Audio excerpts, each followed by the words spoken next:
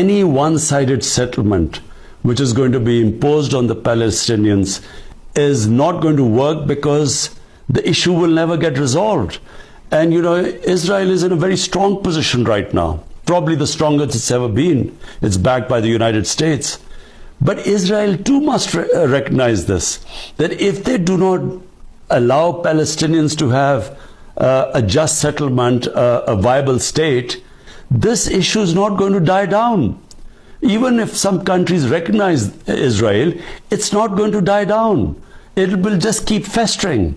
It's in Israel's interest that there should be a just settlement. Illegal annexations of Palestinian territory, the building of illegal settlements, and the imposition of inhuman living conditions on the Palestinian people, especially in Gaza, cannot bring peace to a troubled region. Pakistan continues to support a two-state solution in line with the UN General Assembly and Security Council resolutions within the international agreed parameters, and they are pre-1967 borders, and Al-Quds, Al-Sharif as the capital of a united, contiguous and independent Palestinian state.